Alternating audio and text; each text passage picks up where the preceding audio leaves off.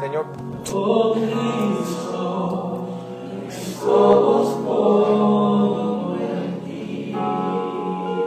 Señor, en esta ocasión en la que podemos venir juntos como iglesia delante de tu presencia, te pedimos en el nombre de Jesús que nos ayudes a poder entender tu palabra y que tu palabra, Señor, despierte en nosotros gracia, esa gracia que nos motive a poner nuestros ojos en ti. Padre amado, sabemos que cuando consideramos todo lo relacionado al evento que celebramos en esta época, sabemos, Dios mío, que hay muchas cosas que pueden distraernos del verdadero propósito, del verdadero significado. Y es lo que nosotros hoy queremos hacer, es poder anclar nuestra mirada, fijar nuestra mirada en aquel que vino, en aquel que se reveló para mostrarnos el camino que nos lleva a reconciliarnos contigo. Padre amado, ayúdanos y ayúdame a mí, Señor, a poder compartir esta palabra, Señor, de forma clara para que todos los que aquí estén, que escuchen la misma, puedan ser motivados a la fe, motivados, Señor, al arrepentimiento, motivados a la devoción, motivados a alegrarse y a gozarse en el Dios del cielo, el Dios justo, amoroso y misericordioso que eres tú. Padre, en el nombre de Jesús, estamos en tus manos y te pedimos estas cosas. Amén. Amén. Ahí puesto de pie, si puede buscar en su Biblia, Juan capítulo 1.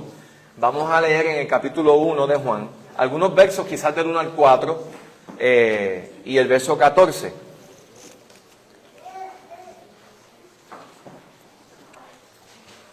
Este verso es un verso súper conocido que durante esta época se predica con mucha frecuencia. Usted irá quizás a cualquier servicio navideño o quizás cualquier servicio en antesala a la celebración navideña y es común que se hable acerca de esto. Dice el capítulo 1 de Juan, vamos a leer del 1 al 4 y luego el 14 dice: en el principio existía el Verbo, y el Verbo estaba con Dios, y el Verbo era Dios. Él estaba en el principio con Dios, y todas las cosas fueron hechas por medio de Él, y sin Él nada de lo que ha sido hecho fue hecho. En Él estaba la vida, y la vida era la luz de los hombres, y la luz brilla en las tinieblas, y las tinieblas no la comprendieron. Verso 9 dice: existía la luz verdadera que al venir al mundo alumbra a todo hombre. En el mundo estaba, y el mundo fue hecho por medio de Él, y el mundo no le conoció. Y a los suyos vino, y los suyos no les recibieron, pero a todos los que les recibieron, les dio el derecho o la potestad de llegar a ser hijos de Dios.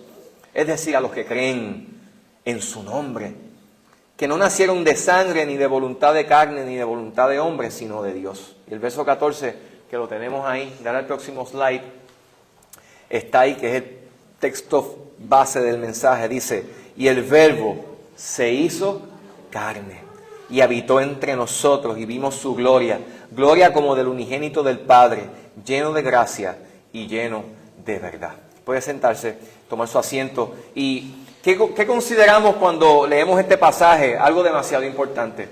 Como bien les indiqué la semana pasada, estamos en la antesala, en la preparación de lo que es la celebración navideña. Y por eso el concepto Adviento, que ya la semana pasada les compartí, hace referencia a eso, a esa preparación espiritual, esa preparación ante la antesala de lo que ya sabemos que fue la llegada, la incursión del Mesías a este mundo caído con el propósito de salvar a pecadores como usted y pecadores como yo. Adviento significa un tiempo de espera, de preparación. Y cuando consideramos el texto del capítulo 1 de Juan, nos damos cuenta de que el autor de Juan, del Evangelio de Juan, que es el apóstol Juan, obviamente bajo la dirección del Espíritu Santo e inspirado por el Espíritu Santo, estaba definido a escribir todo el Evangelio con un propósito en específico. Y el propósito específico por el cual el apóstol Juan escribió este Evangelio lo vemos en el próximo slide, lo tenemos en el capítulo 20 de su Evangelio, verso 31. Sería bueno cuando alguien escribe algo descubrir para qué lo escribe, ¿verdad? ¿No les parece? Pues cuando vemos este pasaje nos revela por qué Juan escribió el cuarto evangelio. Y dice de la siguiente manera, el capítulo 20 de Juan, verso 31, dice: pero estas cosas se han escrito para que creáis. Así que, ¿para qué o por qué razón el Espíritu Santo inspiró al apóstol Juan a escribir lo que escribió? A registrar o a plasmar lo que acabó de escribir y acabamos de leer en el capítulo 1 de Juan acerca de Jesús, el Dios encarnado, para que nosotros podamos creer. Significa que usted y yo no vamos a poder creer a no ser que se nos revele la verdad acerca de quién es Jesús. Y para eso el Espíritu Santo usó a Juan, para que ustedes crean que Jesús no es un personaje más en la historia, para que ustedes crean que Jesús no es nada más un gran maestro, sino para que ustedes puedan creer que Jesús es el Cristo. Porque cuando el hombre, la mujer, naturalmente es capaz por la gracia de Dios de creer que Jesús es quien Él dijo que es, la vida de esas personas que creen empieza a ser transformada para la gloria de Dios. La vida del ser humano no podrá ser sanada. El ser humano no será perdonado, salvado, rescatado de sus pecados. Su destino eterno jamás podrá ser el que Dios quiere que sea, que es la salvación eterna, a no ser que el ser humano sea capaz de poder creer que Jesús es algo más que un gran maestro. Muchos de los que quizás a lo mejor celebran la Navidad no tienen ningún problema en celebrarla teniendo en mente a Jesús en el pesebre. Y hay quienes les fascina la idea de pensar, sí, el niñito Jesús y ya. Pero nos olvidamos de que cuando se presenta a Jesús, el Cordero de Dios encarnado, obviamente pensando en la idea y en la ilustración del pesebre, en la realidad del pesebre, estamos pensando en el Salvador, en la provisión amorosa de Dios para rescatarnos del pecado, del infierno y de la muerte. Si nosotros podemos creer, y para eso Juan escribió el cuarto evangelio, para que creamos que Jesús es el Cristo, que Él es el Hijo de Dios, y para que creyendo obtengamos vida en su nombre. Fíjense que este asunto de nuestra respuesta a Jesús es debido a muerte. La respuesta que el ser humano tenga a Jesús es de vida o muerte. Y para lograr este objetivo, precisamente el apóstol Juan usó un lenguaje que en otras ocasiones yo les he compartido a ustedes. Un lenguaje muy particular al referirse a Jesús como el Logos. Ha leído, si mira usted el pasaje, se dará cuenta cuando el texto dice: y en el principio existía el Verbo. La palabra verbo en el original hace referencia al concepto logos, ¿ok? Logos, o la palabra. Y cuando nosotros consideramos el significado de esa palabra, nos damos cuenta de que Juan utilizó ese concepto del verbo, la palabra o el logos para referirse a Jesús. ¿Y qué está queriendo comunicar el apóstol Juan cuando usó ese nombre, ese concepto para referirse a Jesús? Recuerden que la audiencia a la que Juan le estaba escribiendo era una audiencia judía, pero en una cultura predominantemente influenciada por los griegos de la época. Y para los griegos, que era la cultura que dictaba la pauta en lo que era todo lo relacionado a lo espiritual en muchos aspectos, a lo racional, a lo místico, de alguna manera Pablo abordó a esa población, a ese grupo de gente, a esa cultura, y les dice en otras palabras: el logos no es algo más que lo que ustedes piensan que es, porque para los griegos el logos era ese orden racional que le daba sentido al universo, que le daba coherencia a la existencia, que le daba propósito a todo lo que se veía. Y de momento cuando el apóstol Juan dice: el logos es Jesús, el logos se ha revelado, el logos existía desde el principio, el logos es eterno, el logos se reveló, hizo su entrada al mundo. Eso fue un gran escándalo para aquellos a quienes específicamente se dirigía el apóstol Juan. Y cuando nos damos cuenta de esto, nos percatamos de algo bien interesante, y es que el elemento entonces que le da sentido al universo no se encuentra en una idea, ¿ok?, abstracta, como lo pensaban la mayoría de las personas en esa época. No se encuentra ni se puede lograr acceso al mismo a través de la razón, a través de la sabiduría humana, a través de la filosofía, sino que se encuentra en una persona. Eso que le da sentido, que le da coherencia, que le da propósito al cosmos, que le da propósito a la vida, a la existencia en general, no es algo místico, algo esotérico, algo racional a lo cual tenemos acceso por un alumbramiento que pueda venir a nuestra vida, sino que en el texto que acabamos de leer, el apóstol Juan está diciendo, el Logos nosotros podemos tener acceso a él. Eso que le da sentido a la vida, que le da propósito a la vida, que le da propósito a la eternidad del hombre, es algo que es inaccesible para nosotros. Porque Dios es santo, ¿cuántos dicen amén? Pero Él se ha encarnado. ¿Y qué significa eso? Cuando pensamos en la encarnación, porque eso es lo que el texto comunica y lo que en verdad recordamos en la Navidad. Cuando recordamos la Navidad, estamos hablando de la encarnación del Hijo de Dios. La encarnación es tan importante que sin la encarnación no tenemos muerte de Jesús, no tenemos resurrección corporal de Jesús. Todo lo que hemos creído en relación a la fe se nos desvanece.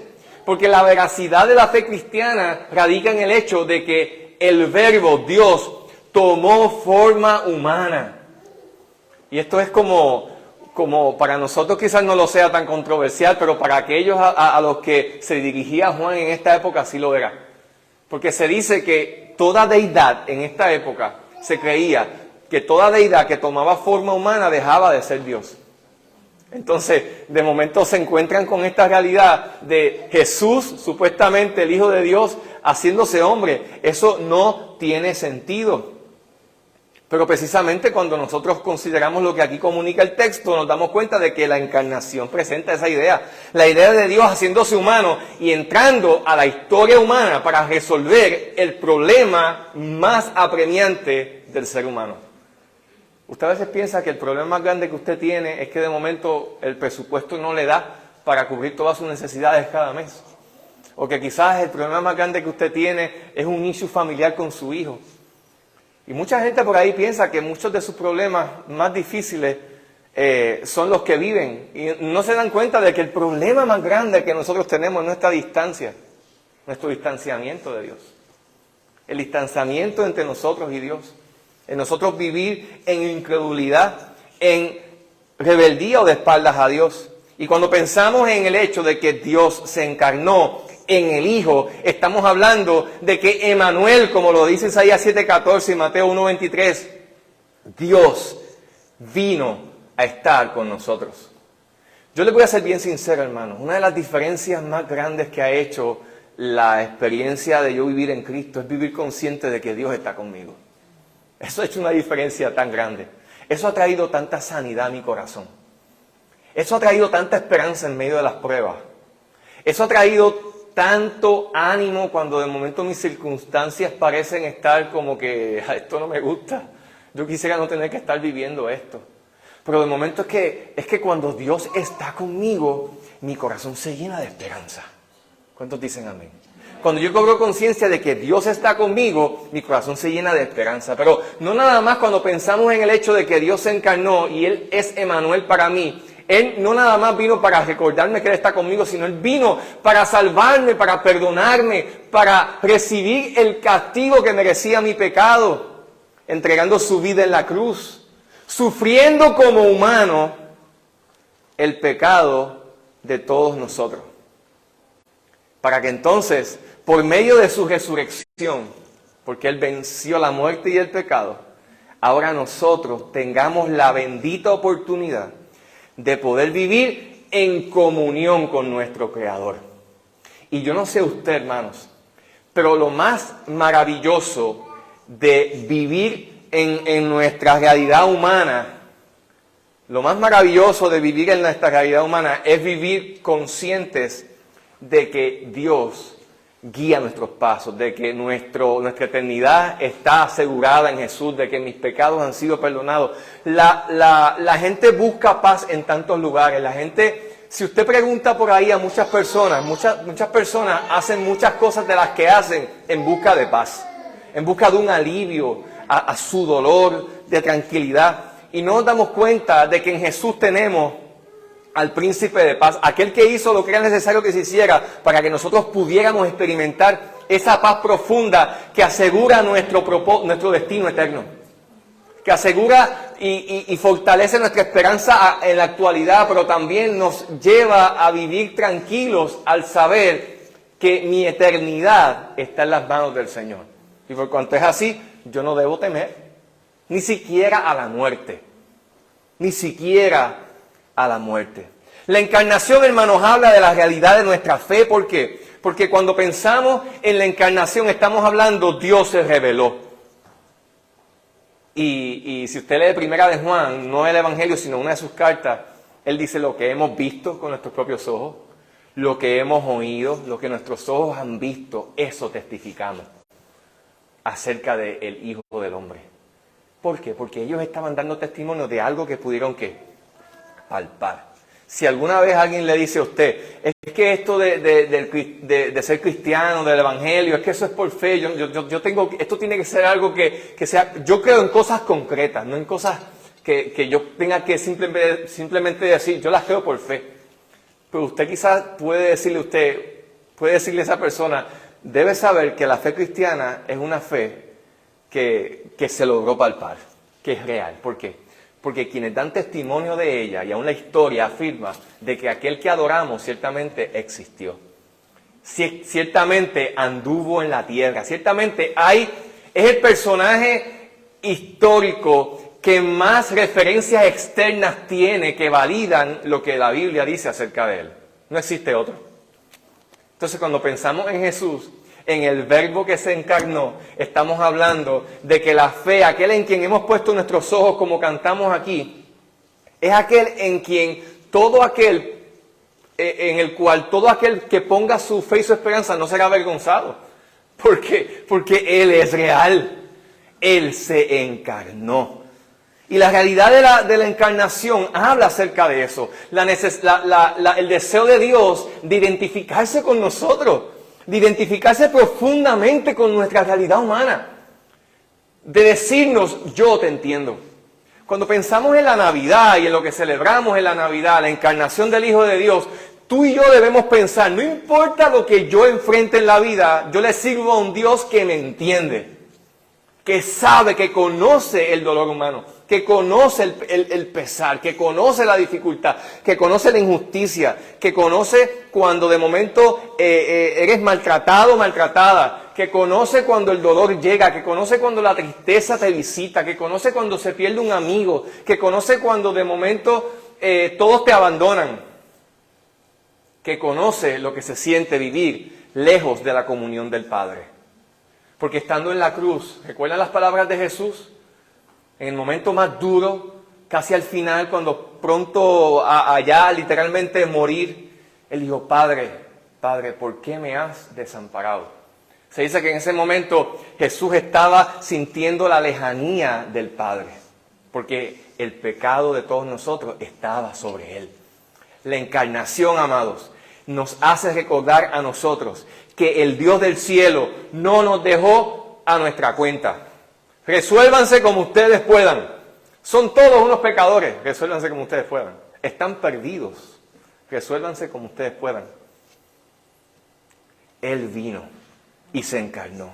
Y de hecho, nos preparó el camino, nos modeló cómo vivir.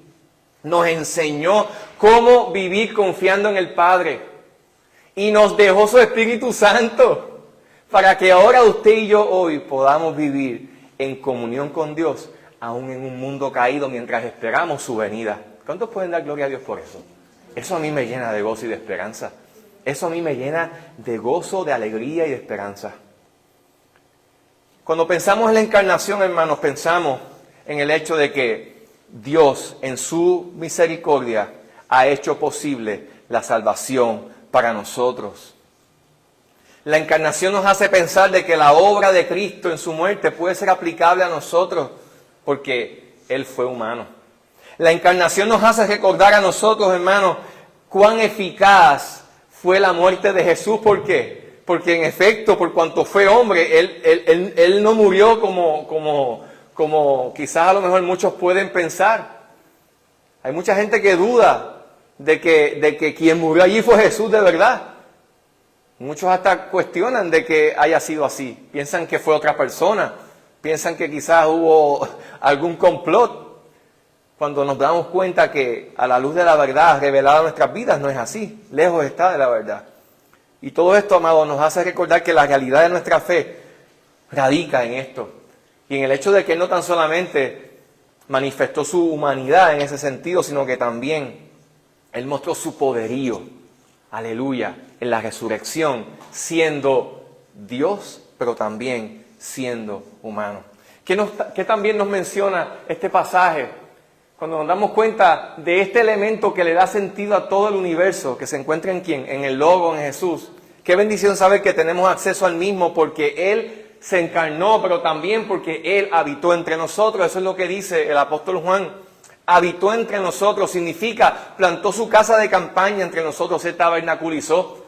Cuando usted busca ese texto, ese concepto, habitó en el original significa el mismo que se utiliza para cuando hacemos referencia a tabernáculo o a casa de campaña.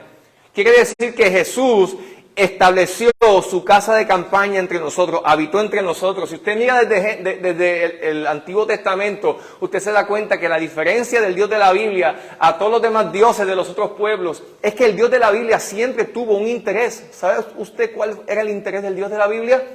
Habitar entre su pueblo. Habitar entre su pueblo. Era el que siempre le gustaba estar con la gente. No sé si usted conoce gente así, que siempre tiene que estar con la gente.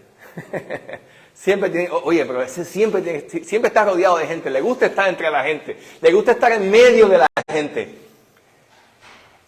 Los dioses de las otras naciones estaban como distantes, muy lejos, inalcanzables, pero el Dios de la Biblia siempre se hizo accesible. Y en el Antiguo Testamento vemos que lo primero que de momento Dios llamó al pueblo en el desierto a que hiciera a través de Moisés es que levantara una casa de campaña, un tabernáculo, en medio del pueblo, y todos establecían sus casetas de campaña alrededor de la presencia de Dios, porque Dios estaba en medio de su pueblo. Luego cuando Dios le dijo al rey David que le levantara un templo, y luego Salomón lo hizo, de igual manera el templo era el lugar donde estaba la presencia de Dios, y la presencia de Dios estaba entre el pueblo una vez llegaron a la tierra prometida, al lugar de la promesa de Dios.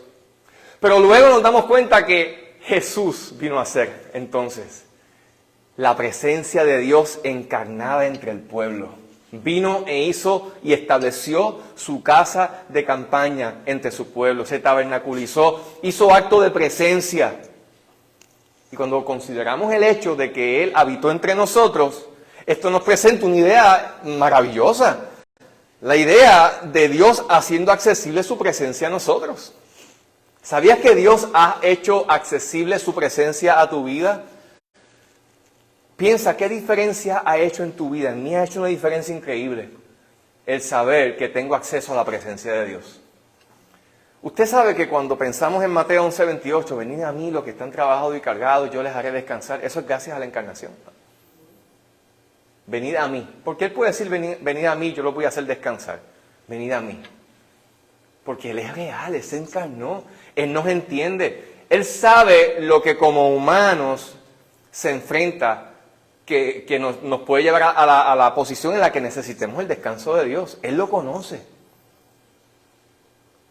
El Dios Todopoderoso siendo accesible, haciéndose cercano, habitando entre su pueblo. ¿Qué más nos menciona este pasaje? Acerca de ese elemento que le da sentido y coherencia a toda nuestra existencia. Dice, nos ha mostrado su gloria. Nos ha mostrado su gloria.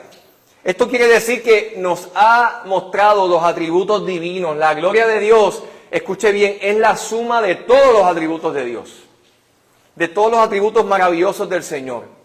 Entre esos atributos maravillosos del Señor, nosotros nos damos cuenta de su misericordia, de su poderío sobrenatural. Nos damos cuenta de que entre esos atributos está su bondad, su sabiduría sobrenatural. ¿Qué hizo Jesús? Hacer accesible todos esos atributos al ser humano caído y pecador. Hemos visto su gloria. Aleluya. Jesús vino a hacer eso. ¿Qué quiere decir? Que de la única manera en la que tú vas a tener acceso y yo voy a tener acceso a la bondad de Dios es si amo a Cristo. De la única manera en la que yo voy a tener acceso a la sabiduría de Dios es si yo amo a Jesús y le sigo.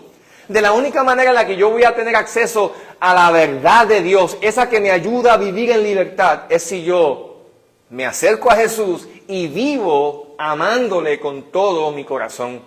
No habrá otra manera.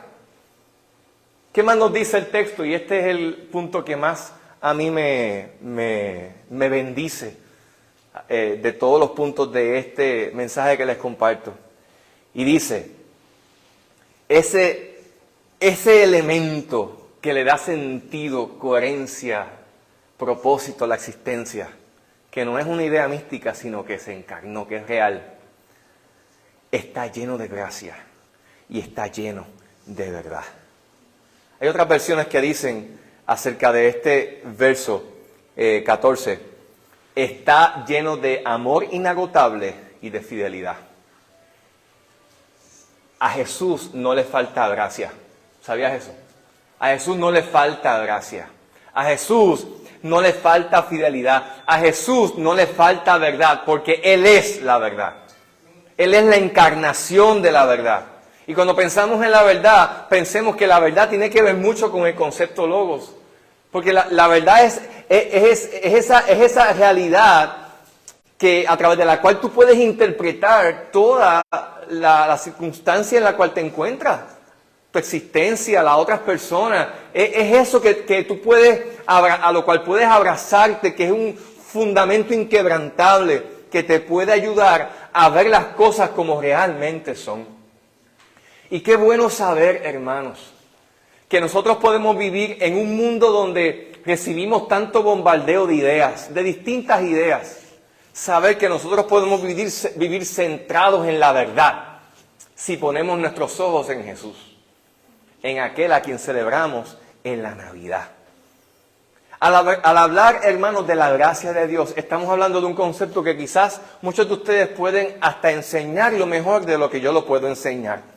Porque cuando hablamos de gracia nos estamos refiriendo a la expresión de la bondad de Dios. Sabemos que Dios es bueno. ¿Cuántos dicen amén? Dios es bueno. Pero cuando hablamos de la gracia de Dios, estamos hablando de la expresión de esa bondad a nuestra vida. Usted puede decir que usted es la persona más amorosa del mundo, pero si no abraza, si no le dice a sus hijos cuánto les ama, puede decir, yo soy la persona más amorosa del mundo, pero pregúntele a los que están más cerca de usted cuán amoroso es usted. Ellos son los que pueden decir cuán amoroso es usted, los que están alrededor de usted. Pero cuando vemos al Dios de la Biblia encarnado en Jesucristo, Él es amor y eternamente lo ha sido. Pero qué bueno que Él es también un Dios de gracia, que ha expresado todo lo bueno que Él es y tiene para hacernos partícipes a nosotros. El aspecto de que no depende de nosotros. No depende de los méritos que tú tengas para merecerlo.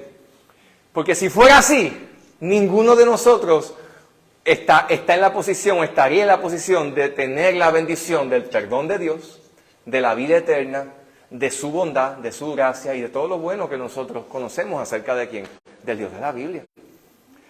Por lo cual, gracias a que el Dios de la Biblia, encarnado en Jesucristo, es un Dios de gracia, nosotros tenemos acceso a todo lo bueno de Él, a su gloria, aun cuando no lo merecemos. Y hemos hecho todo lo que se necesita hacer para que jamás lo podamos recibir.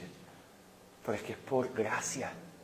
Ahora, el hecho de que sea por gracia, que significa gratuitamente, ¿okay? Eso significa gracia, es tú recibir algo a cambio de nada. Es que tú, no habiendo hecho lo que se necesita hacer, yo te haga partícipe de un bien. Es más, Tú posiblemente habiendo hecho todo lo que es necesario que se haga para que yo no tenga ni siquiera el más mínimo deseo de hacerte bien, a pesar de ello, yo lo haga. Eso es gracia. Y eso es lo que a través de la encarnación del Hijo de Dios se vino a ser accesible a nosotros. Es por eso que no tenemos excusa. No tenemos excusa. Jesús es la viva manifestación de esa gracia a nuestra vida. La suma de todos los atributos. Yo no sé si usted trate de entender conmigo al Dios eterno. No es posible que lo podamos entender. Pero piense en todos los atributos de Dios. Menciónenme usted algunos aquí rapidito. Atributos de Dios. Menciónenmelos. Menciónenmelos. Siga mencionándomelos. Siga mencionándomelos. Todos los atributos de Dios son infinitos. ¿Ok? Son infinitos porque Él es el Dios infinito. Piense usted en la suma de todos esos infinitos. De forma infinita. Haciéndose accesible a nosotros. No hay nada en el mundo que pueda comprar eso. Nada. Eso es a lo que tú tienes acceso cuando pones tu fe en Jesucristo. Eso es a lo que tú diariamente tienes acceso. Y si no lo crees diariamente y no vives saturado de esta verdad, se te va a olvidar.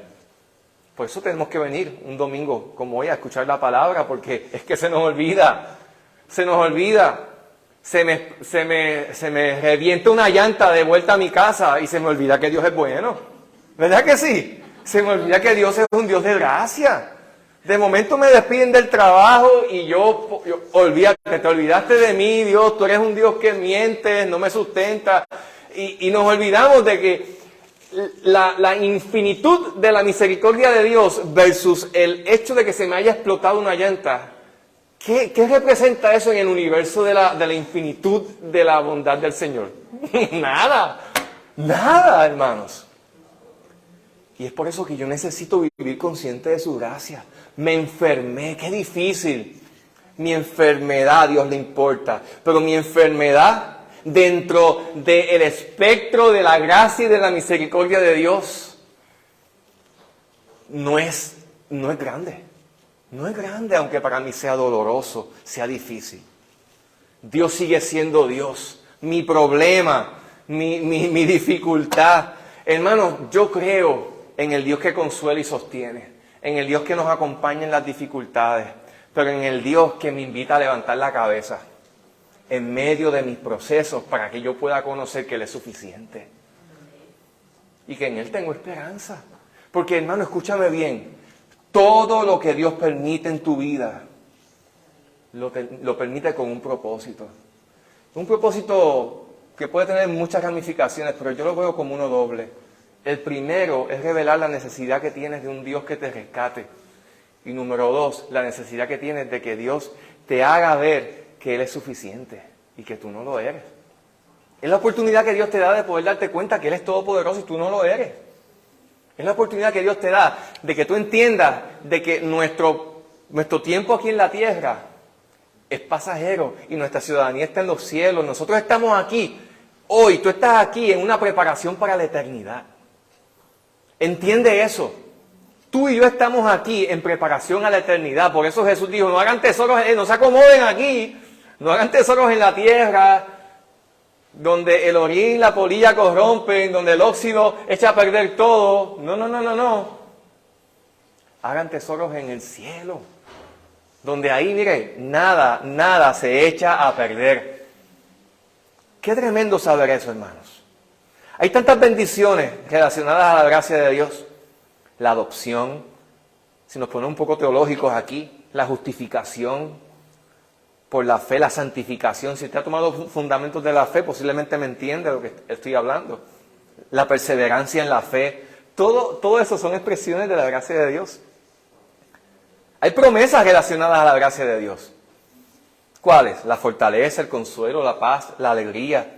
Todas esas cosas son expresiones de la gracia de Dios que tú y yo necesitamos y que son accesibles a nosotros gracias a la encarnación. Pero también, cuando pensamos en ese elemento que le da sentido a todo el universo, a Jesús, el Dios encarnado, También, además de estar lleno, hermano, cuando usted piense en esa descripción lleno, ¿qué significa? Que no le va a faltar nunca. No le falta, a Dios no le falta, Él está lleno de gracia y bondad. También Él está lleno de verdad. Y eso es demasiado importante. ¿Por qué usted cree que Jesús, cuando se reveló, una de las cosas que reveló acerca de Él fue la siguiente: yo soy el camino, la verdad y la vida? ¿Usted qué no le parece interesante que cuando la palabra hace referencia a Satanás, a nuestro enemigo, le llama el padre de toda mentira, el engañador? No hay verdad en él. ¿Sabe usted precisamente que la verdad es el elemento fundamental que debe sostener nuestra vida? La mayoría, escuche bien, la mayoría de nuestros quebrantos emocionales, la mayoría de nuestros desánimos, la mayoría de nuestras tristezas, la mayoría de nuestras desesperanzas, la mayoría de aún nuestros estilos de vida son producto de nosotros habernos creído una mentira acerca de algo en la vida. ¿Okay? Acerca de quiénes somos, acerca de qué es la vida, acerca de conceptos distorsionados. Y por eso Jesús es la verdad. Y Él está lleno de verdad. Y al decir esto, Jesús, el apóstol Juan está diciendo, Él es el punto de referencia que tú debes tener en tu vida si tú quieres vivir una vida centrada, una vida de sanidad emocional, una vida de propósito eterno, una vida fructífera, una vida de bendición a otros. Una vida en la cual tú puedas disfrutar de la plenitud del gozo de Dios, aún en medio de las inevitables dificultades de la vida. Él es la verdad que nos lleva a Dios. Él es la verdad porque Él es el cumplimiento de todas las promesas hechas en el Antiguo Testamento. ¿Sabía usted que hay aproximadamente 300 promesas que se hicieron acerca de Jesús en el Antiguo Testamento que se cumplieron de forma perfecta en Jesús, en su encarnación, en su vida, en su muerte, en su resurrección? Entonces, cuando pensamos en Jesús como lleno de verdad, estamos hablando de aquel que no nos miente. Jesús nunca te va a mentir.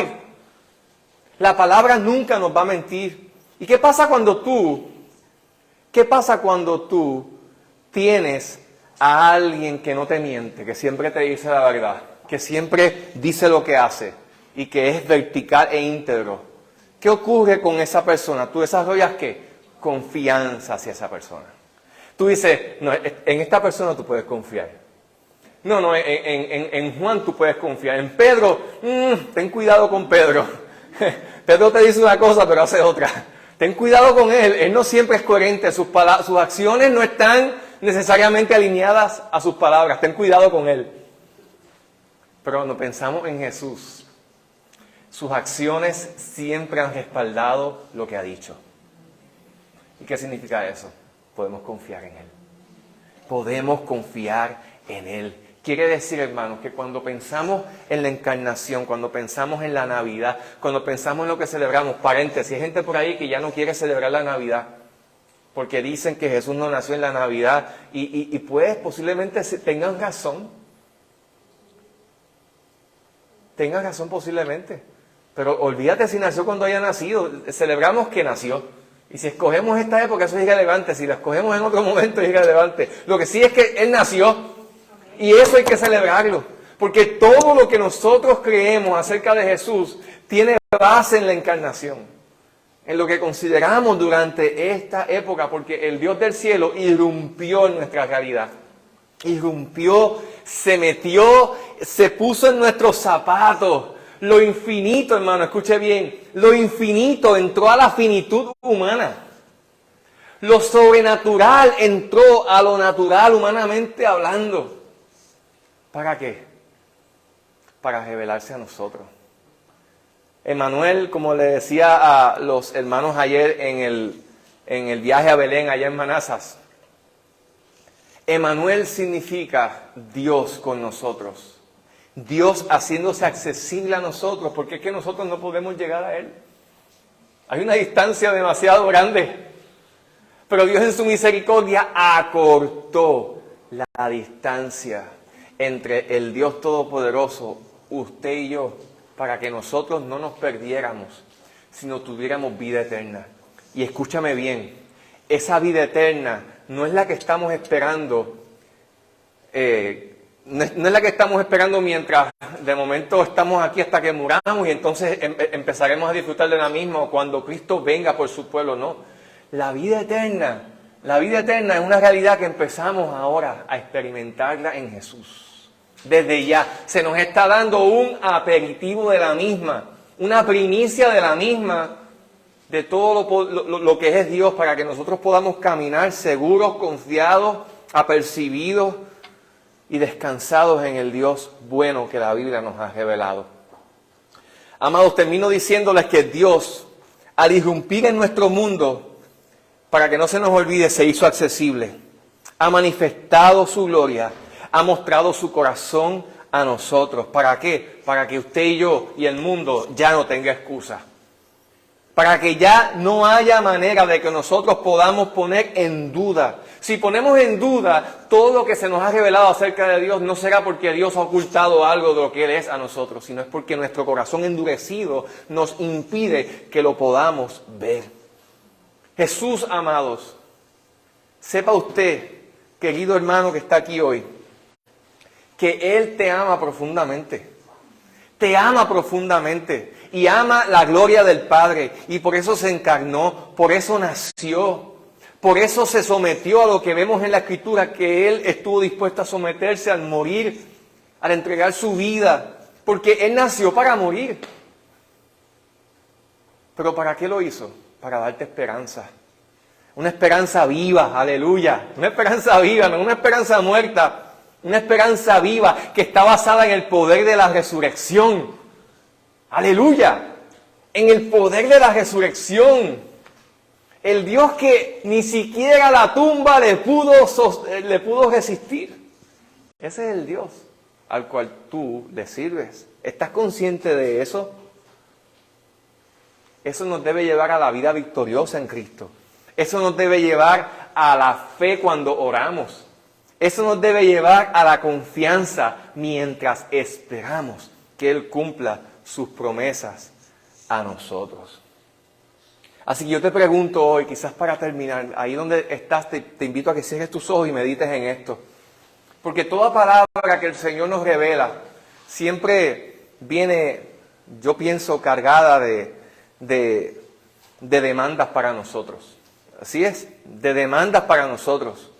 Porque Él precisamente se encarnó, habitó entre nosotros, nos ha mostrado su gloria, se reveló como el Dios lleno de gracia y de verdad. No nada más para que nosotros lo escuchemos un domingo en la tarde. Él hizo todo eso para que tú pudieras darte cuenta de tu realidad. Y de que Dios, si para algo te permitió existir, es para que tú vivas para Él. Es para que tú reconozcas que la vida cobra sentido, la vida puede ser una diferente si tú caminas con tus ojos puestos en Jesús. Tus decisiones podrán empezar a ser decisiones de sabiduría que te lleven a bendición si a partir de este momento tú caminas con tus ojos puestos en aquel que se hizo accesible, que puso su presencia ante ti para que tú puedas recibir y creer todo lo que la Biblia dice acerca de Él, que te ha mostrado su gloria y que está lleno de gracia y de bondad para ti. Piensa en que ya estamos terminando el 2022 y comienza un año nuevo. ¿Te estará llamando el Señor a un compromiso más profundo con Él? Y por eso te estás recordando, oye, esto es lo que soy para ti. Esto es lo que soy para ti. No tienes excusa. ¿Deseas seguirme? ¿Deseas vivir para mí? ¿Deseas afianzar tu compromiso conmigo? Te está llamando el Señor a que puedas disfrutar de esa gracia, pero es imposible que lo puedas hacer a menos que te acerques a Él con una convicción motivada por el arrepentimiento. Quizás hay áreas en tu vida que no están bien. Quizás tu corazón no está bien. Quizás de momento estás aquí hoy, pero has andado lejos de Jesús. Y Él te dice, recuerda, yo soy el Dios de gracia. Yo no estoy para aquí hacer que fuego caiga sobre tu vida y te consuma, no. Yo quiero tu restauración, yo quiero tu bendición, yo quiero que tú te levantes, yo quiero que tú cumplas el propósito. Pero si me das la espalda, no lo vas a poder alcanzar. No vas a poder alcanzar esa oportunidad que Dios tiene para ti. Te está llamando el Señor a que te despojes de cosas, quizás del peso, del pecado que fácilmente nos hace tropezar, para que puedas correr en la vida más enfocado en el Señor. O quizás hay algo que has de momento abandonado en el camino, has abandonado las rutas. El Señor te está llamando, las rutas de devoción a Dios, las rutas de crecimiento en el Señor. Y el Señor te está llamando hoy a que te vuelvas a conectar a Él. Él te llama hoy. No endurezcas el corazón. Él te está llamando. Aleluya. Para que hoy tú puedas darte cuenta de cuánto te ama. Aleluya. Gracias, Señor. Gracias porque hoy tú estás aquí y nos hablas por medio de tu palabra y nos recuerdas que tú eres fiel, que tú no nos abandonas. Que si de momento nosotros nos desviamos, no es porque tú te has hecho de la vista larga, sino, Padre, nosotros en nuestra terquedad muchas veces te damos la espalda. Pero hoy tú nos recuerdas quién eres. Hoy tú les recuerdas a muchos que están aquí hoy quién eres. Porque puede que se nos haya olvidado que tú eres el Dios que se hizo accesible, el Dios que no está distante. Señor, ¿qué diferencia podría hacer en nuestra vida el que nosotros vivamos conscientes de que le servimos a un Dios que no está distante de nosotros? Hermano, si tú has sentido o has percibido que Dios está lejos de ti, yo te invito a que eches a un lado esa mentira y te apropies de la verdad que hoy hemos compartido. Y le digas ahí en tus propias palabras, Señor, yo te creo. Yo te creo. Decido rechazar ese pensamiento que me hace a veces considerar o aceptar una mentira. Y es la mentira de que tú estás distante. No, Señor. El que me alejo soy yo. Muchas veces me alejo de ti, no me distancio de ti. Pero Señor, tú estás cerca porque tú te hiciste accesible a mi vida. Quizás de momento hoy tú estás aquí y dices, Señor, me he olvidado de lo que tú eres, de lo que tú representas. Tú eres un Dios de gracia, un Dios poderoso. He dudado de ti, pero la Biblia dice que tú eres un Dios lleno de verdad. ¿Cómo dudar de un Dios que está lleno de verdad y que es la verdad? Ahí dile, Señor, perdóname. Perdóname si he dudado, si la duda me ha llevado a incredulidad, porque hay dudas, hermanos, que nos llevan a indagar, pero hay dudas que nos llevan a la incredulidad.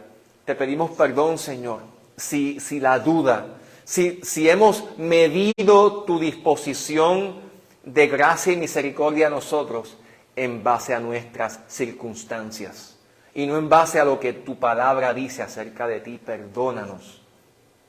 Padre, y ahora al comenzar un nuevo año, permite que podamos seguir creciendo y madurando en ti, aprendiendo a verte, no a la luz de lo que nuestros ojos físicos pueden ver o de lo que nuestros oídos escuchan en nuestros entornos particulares, sino a la luz de lo que tu palabra revela acerca de ti.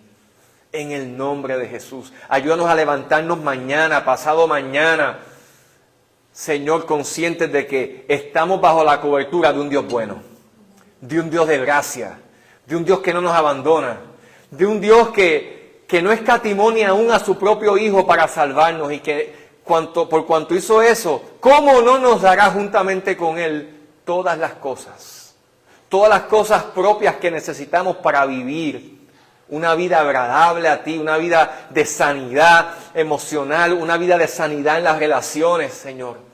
Una vida de libertad, Señor, sobre toda atadura de pecado, una vida de deleite en ti, de sabiduría en ti, Señor. Padre, yo clamo a ti para que tú inundes nuestros corazones de tu gracia, inundes nuestros corazones de tu verdad, a fin de que podamos responder de la manera en la que tú nos estás llamando, en el nombre de Jesús. Siempre me gusta extender la invitación, entiendo que es lo que Dios nos llama que hagamos, a que si todavía entre nosotros hay alguien que no le ha entregado su vida a Jesús, que todavía no ha puesto su fe en el Salvador que murió en la cruz por tus pecados, que resucitó al tercer día para que te pudieras reconciliar con el Señor. Si tú estás aquí hoy y todavía tú no has puesto tu mirada en Jesús, todavía Jesús no es tu Salvador, todavía no has recibido un nuevo corazón, la paz del perdón de Dios, yo te invito aquí donde estás, te pongas de pie para que podamos orar por ti. Me gustaría guiarte en una oración que puede ser el primer paso a una nueva vida en Jesús. Aleluya. Te damos gracias, Señor, porque tú eres quien toca los corazones. Tú eres quien hace la obra. Por igual manera, amados hermanos, si entre nosotros hay alguno que reconoce que ha estado espiritualmente en una temporada de frialdad, en una temporada quizás de tibieza espiritual, yo quisiera orar por ti también. Te invito a que te pongas de pie ahí donde estás. Y que le digas, Señor, aquí estoy, me hago vulnerable a la oración de mis hermanos. Quizás de momento estás enfrentándote a una prueba muy dura que ha puesto en duda todo lo que hemos dicho acerca de Jesús en esta tarde. Pero hoy Dios te ha recordado que Él es todo lo que la Biblia ha revelado para nosotros. Y hoy tú necesitas la oración y la haces como un acto de fe en compromiso con el Señor. Yo me dispongo a creerte y tomo la decisión de fe, de confiar en ti, no a la luz de mi mentalidad y de mis circunstancias, sino a la luz de lo que tu palabra dice. Te invito a que si ese eres tú, ahí donde estás te pongas de pie, en acto de fe, y oremos juntos al Señor. Padre, te damos gracias en esta tarde, porque tú eres bueno. Y al terminar esta palabra que he compartido con tu iglesia, yo voluntad para nosotros. Esto te lo pedimos para tu gloria, en el nombre de Jesús. Amén. Te invito a que estemos de pie, y a que ahora al terminar nos despidamos en oración, y le pido a mi hermano José que venga por aquí y nos ayude orando.